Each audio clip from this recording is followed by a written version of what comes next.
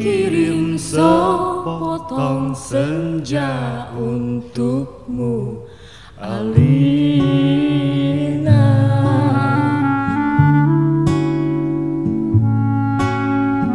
Ku kirim padamu sepotong senja yang lembut,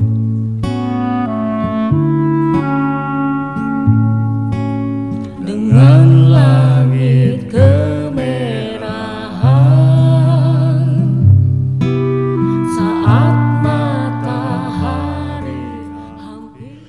Alina tercinta, bersama surat ini kukirimkan padamu sepotong senja dengan angin, debur ombak, matahari terbenam, dan cahaya keemasan. Apakah kamu menerimanya dalam keadaan lengkap? Seperti setiap senja di setiap pantai, tentu saja ada juga burung-burung, pasir yang basah, siluet batu karang, dan barangkali juga perahu lewat di kejauhan. Maaf, aku tidak sempat menelitinya satu persatu. Mestinya ada juga lokan, batu yang berwarna-warni dan bias cahaya cemerlang yang berkeretap pada buih yang bagaikan impian.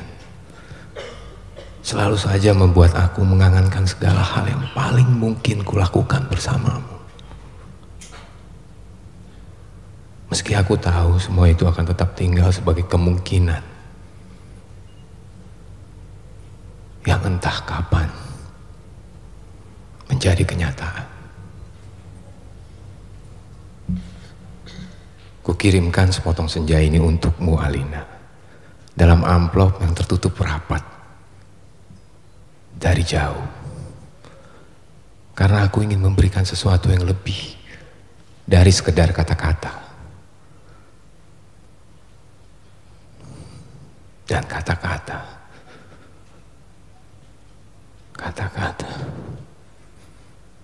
ternyata tidak mengubah apa-apa. Aku tidak akan menambahkan kata-kata yang sudah tak terhitung jumlahnya dalam sejarah kebudayaan manusia, Alina. Untuk apa? Kata-kata tidak ada gunanya dan selalu sia-sia. Lagi pula siapakah yang masih sudi mendengarnya? Di dunia ini semua orang sibuk berkata-kata tanpa pernah mendengar kata-kata orang lain. Mereka berkata-kata tanpa peduli apakah ada orang lain yang mendengarnya. Bahkan mereka juga tidak peduli dengan kata-katanya sendiri. Sebuah dunia yang sudah kelebihan kata-kata tanpa makna. Kata-kata sudah luber dan tidak dibutuhkan lagi. Setiap kata bisa diganti artinya, setiap arti bisa diubah maknanya. Itulah dunia kita, Alina. Kukirimkan sepotong senja untukmu, Alina, bukan kata-kata cinta. Kukirimkan padamu sepotong senja yang lembut dengan langit kemerah-merahan yang nyata dan betul-betul ada dalam keadaan yang sama seperti ketika aku mengambilnya saat matahari hampir tenggelam ke balik cakrawala. Alina yang manis, Alina yang sendu. Akan kuceritakan padamu bagaimana aku mendapatkan senja itu untukmu. Sore itu, aku duduk seorang diri di tepi pantai, memandang dunia yang terdiri dari waktu, memandang bagaimana ruang dan waktu bersekutu, menjelmakan alam itu untuk mataku. Di tepi pantai, di tepi bumi, semesta adalah sapuan warna keemasan dan lautan adalah cairan logam. Meski buih pada debur ombak yang menghempas itu tetap saja putih seperti kapas. Dan langit tetap saja ungu, dan angin tetap saja lembab dan basah, dan pasir tetap saja hangat ketika kususupkan kakiku ke dalamnya. Kemudian tiba-tiba senja dan cahaya gemetar. Keindahan berkutat melawan waktu dan aku tiba-tiba teringat padamu. Barangkali senja ini bagus untukmu. Pikirku, Maka aku potong senja itu sebelum terlambat. Ku kerat pada 4 sisi, lantas ku masukkan dalam saku. Dengan begitu keindahan itu bisa abadi dan aku bisa memberikannya padamu. Setelah itu aku berjalan pulang dengan perasaan senang dan aku tahu kamu akan menyukainya. Karena aku tahu itulah senja yang selalu kamu bayangkan untuk kita. Aku tahu kamu selalu membayangkan hari libur yang panjang, perjalanan yang jauh, dan barangkali sepasang kursi malas pada sepotong senja di sebuah pantai di mana kita akan bercakap-cakap sembari memandang langit sambil berangan-angan, sambil bertanya-tanya apakah semua ini memang benar-benar telah terjadi. Kini, senja itu bisa kamu bawa kemana-mana. Ketika aku meninggalkan pantai itu, kulihat orang-orang datang berbondong-bondong. Ternyata mereka menjadi gempar karena senja telah hilang. Kulihat cakrawala itu berlubang sebesar kartu pos. Alina sayang, semua ini telah terjadi dan kejadiannya akan tetap seperti itu. Aku telah sampai ke mobil ketika di antara kerumunan itu kulihat seseorang menunjuk-nunjuk ke arahku. Dia yang mengambil senja itu. Saya lihat dia yang mengambil senja itu. Kulihat orang-orang itu melangkah ke arahku. Melihat gelagat itu aku segera masuk mobil dan tancap gas. Catat nomornya, catat nomornya. Aku melejit ke jalan raya, aku kebut mobilku tanpa perasaan panik. Aku sudah berniat memberikan senja itu untukmu. Dan hanya untukmu saja Alina. Tak seorang pun boleh mengambilnya dariku. Cahaya senja yang kemasan itu berbinar-binar di dalam saku. Aku merasa cemas karena meskipun kaca mobilku gelap, tapi cahaya senja itu tentu cukup terang dilihat dari luar. Dan ternyata cahaya senja itu memang menembus segenap celah dalam mobilku sehingga mobilku itu meluncur dengan cahaya cemerlang ke aspal maupun ke angkasa. Dari radio yang kusetel aku tahu, berita tentang hilangnya senja telah tersebar kemana-mana. Dari televisi dalam mobil bahkan kulihat potretku sudah terpampang. Aduh, baru hilang 1 senja saja sudah paniknya seperti itu. Apa nggak bisa nunggu besok? Bagaimana kalau setiap orang mengambil senja untuk pacarnya masing-masing? Barangkali memang sudah waktunya dibuat senja tiruan yang bisa dijual di toko-toko, dikemas dalam kantong plastik dan dijual di kaki lima. Sudah waktunya senja diproduksi besar-besaran supaya bisa dijual anak-anak pedagang asongan di perempatan jalanan. Senja, senja, cuma 1.003. Di jalan tol mobilku melaju masuk kota. Aku harus hati-hati karena semua orang mencariku. Sirene mobil polisi meraung di mana-mana. Cahaya kota yang tetap gemilang tanpa senja membuat cahaya kemasan dari dalam mobilku tidak terlalu kentara.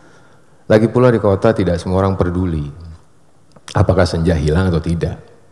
Di kota kehidupan berjalan tanpa waktu. Tidak peduli pagi, siang, sore atau malam. Jadi tidak pernah penting senja itu ada atau hilang. Senja itu cuma penting untuk turis yang suka memotret matahari terbenam. Boleh jadi hanya demi alasan itulah senja yang kubawa ini dicari-cari polisi. Sirene polisi mendekat dari belakang. Dengan pengeras suara, polisi itu memberi peringatan. Pengemudi mobil Porsche abu-abu metalik nomor SG 19658A harap berhenti. Ini polisi. Anda ditahan karena dituduh telah membawa senja. Meskipun tak ada peraturan yang melarangnya. Tapi berdasarkan apa? Aku tidak sudi mendengarnya lebih lama lagi.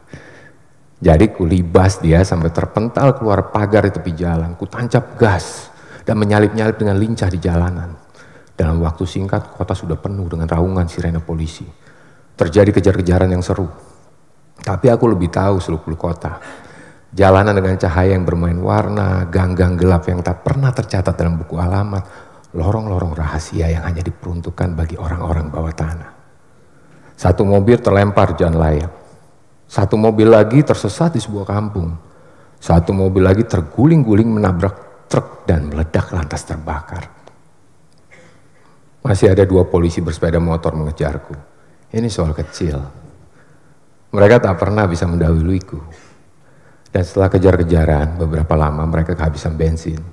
Dan pengendara cuma bisa memaki-maki. Kulihat senja dalam saku bajuku masih utuh. Angin berdesir, langit semburat ungu, debur ombak menghempas ke pantai. Hanya padamulah senja ini kuserahkan, Alina. Tapi Alina, polisi ternyata tidak sekonyol yang kusangka. Di segenap sudut kota mereka telah siap siaga. Bahkan aku tak bisa membeli makanan untuk mengisi perutku. Bahkan di langit tanpa senja helikopter mereka menyorotkan lampu ke setiap celah gedung bertingkat. Aku tersudut.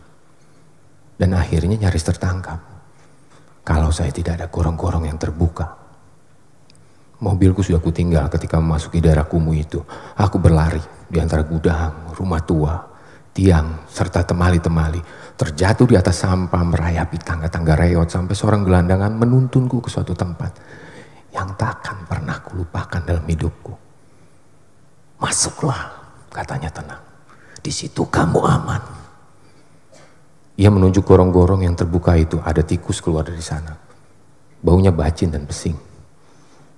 Kutengok ke bawah, kulihat kelawar bergantungan. Aku ragu-ragu. Namun deru helikopter dengan lampu sorot yang mencari-cari itu melenyapkan keraguanku. Masuklah. Kamu tidak punya pilihan lain. Dan gelandangan itu mendorongku. Aku terjerembab jatuh. Bau busuknya bukan main.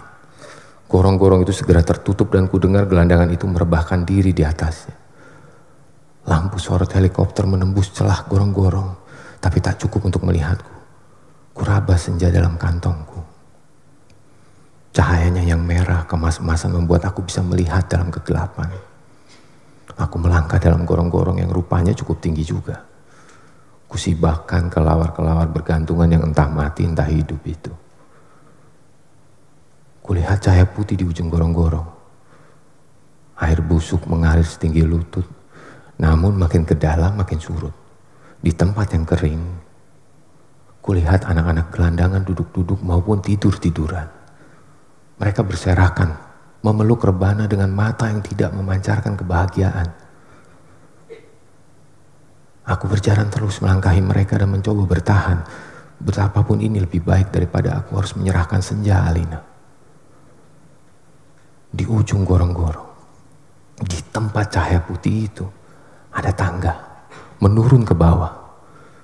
Kuikuti tangga itu. Cahayanya semakin terang dan semakin benderang. Astaga. Kamu boleh tidak percaya, Alina. Tapi kamu akan terus membacanya. Tangga itu menuju ke mulut sebuah gua. Dan tahukah kamu ketika aku keluar dari gua itu, aku ada di mana? Di tempat yang persis sama dengan tempat di mana aku mengambil senja itu untukmu, Alina. Sebuah pantai dengan senja yang bagus, ombak, angin dan kepak burung. Tak lupa cahaya kemasan dan bias ungu pada mega-mega yang berarak bagaikan aliran mimpi. Cuma tidak ada lubang sebesar kartu pos. Jadi meskipun persis sama, tapi pasti bukan tempat yang sama. Tempatnya saja di dalam gorong-gorong. Aku berjalan ke tepi pantai, tenggelam dalam guyuran alam yang perawan. Nyiur tentu saja, matahari, dan dasar lautan yang bening dengan lidah ombak yang mendesis-desis. Tak ada cottage, tak ada barbecue, tak ada marina. Semua itu memang tidak perlu. Senja yang bergetar melawan takdir membiaskan cahaya keemasan ke tepi semesta. Aku sering malu sendiri melihat semua itu, Alina.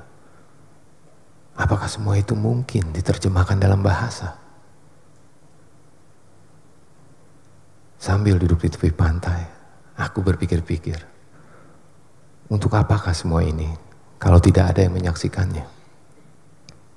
Setelah berjalan ke sana kemari, aku tahu kalau dunia dalam gorong-gorong ini kosong, melompong. Tak ada manusia, tak ada tikus, tak ada dinosaurus.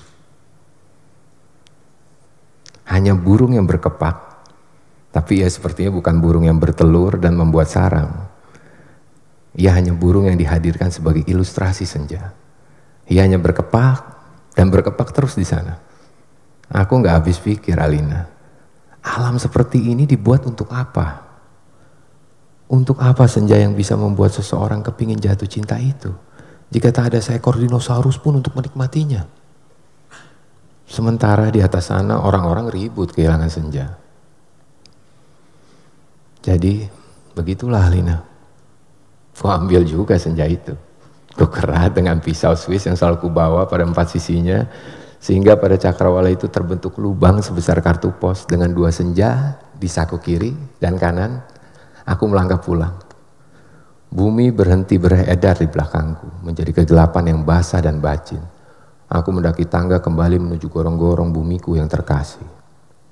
Sampai di atas, setelah melewati kelawar berkelantungan, anak-anak gelandangan berkaparan, dan air setinggi lutut, kulihat polisi berhelikopter sudah pergi. Gelandangan yang menolongku sedang tiduran di bawah tiang listrik sambil niup saksofon. Aku berjalan mencari mobilku. Masih terparkir dengan baik di supermarket.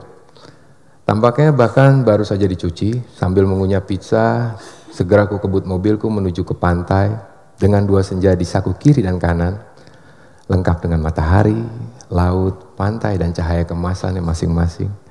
Mobilku bagai memancarkan cahaya ilahi. Sepanjang jalan layang, sepanjang jalan tol, ku tancap gas dengan kecepatan penuh.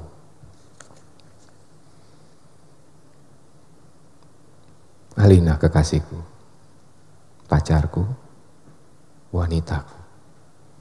Kamu pasti sudah tahu apa yang telah terjadi kemudian. Kupasang senja yang dari gorong-gorong pada lubang sebesar kartu pos itu, dan ternyata pas. Lantas kukirimkan senja yang asli ini untukmu lewat pos. Aku ingin kamu mendapatkan apa yang kulihat pertama kali.